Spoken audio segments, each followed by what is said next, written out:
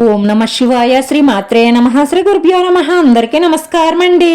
ఈ రోజు రాశి ఫలితాలు తెలుసుకోవడానికి ఇంకా మన ఛానల్ సబ్స్క్రైబ్ చేసుకోకపోతే ప్లీజ్ సబ్స్క్రైబ్ చేసుకోండి. లైక్ చేసి మీ పూర్తి సపోర్టు మన శివోహం ఛానల్ కి ఇవ్వండి.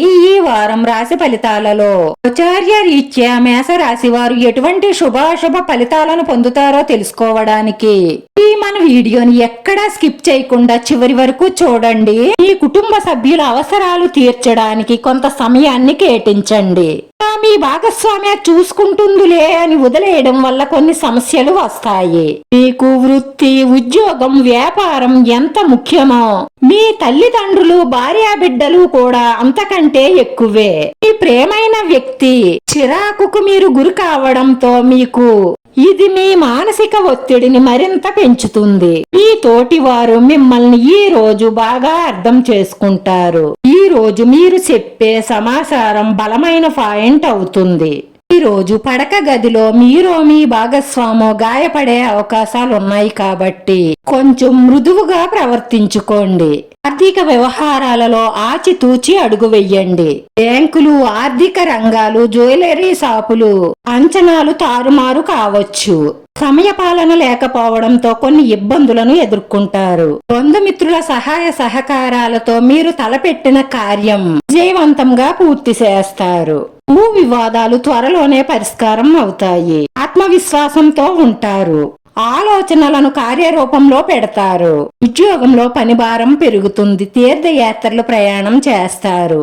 విద్య, ఉద్యోగ, వ్యాపార నిమిత్తం విదేశాలకు వెళ్లాలని ప్రయత్నం చేస్తున్న వారి కల త్వరలోనే నెరవేరుతుంది. మీ పిల్లలు చదువు విషయంలో మంచి నిర్ణయం తీసుకుంటారు. మీ పిల్లల నడవడిక పట్ల ఒక కన్నేసి ఉంచండి.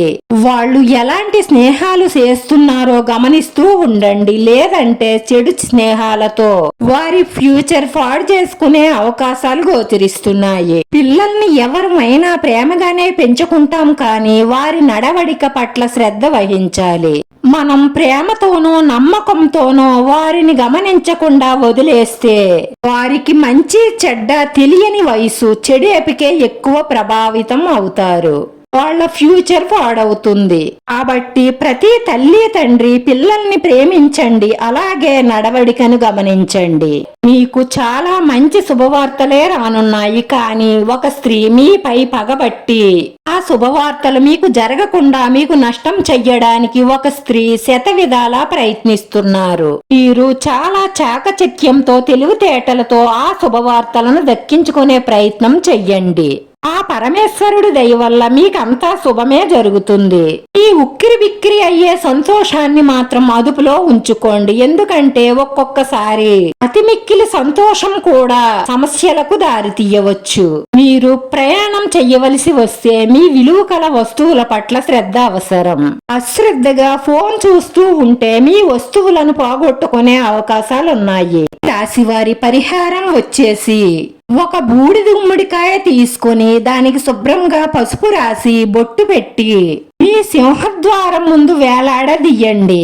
బూడిద గుమ్మడికాయ వాస్తు పురుషుడు కాబట్టి మీ వాస్తులో ఎటువంటి చెడ్డలు ఉన్నా, మీ ఇంట్లో ఎటువంటి సమస్యలు బాధలు ఉన్నా తొలగిపోతాయి. సోమవారం రోజు ఉదయాన్ని కానీ సాయంకాల సమయంలో కానీ శివుణ్ణి దర్శించుకుని 5 సార్లు శివాలయ ప్రదక్షిణ చేయడం ద్వారా మీ మనసులో ఉన్న మంచి సంకల్పాలన్నీ నెరవేరి మానసిక ప్రశాంతత లభిస్తుంది. వీడియో నచ్చితే లైక్ చేయండి. మీ లైక్ మాకు ఎంతో విలువైంది. మీరు లైక్ చేయడం వల్ల ఈ వీడియో ఇంకొంతమందికి చేరుతుంది. మన శివోహం ఛానల్ ఆదరించండి. అందరికీ ధన్యవాదాలండి. ఓం నమ శివాయ.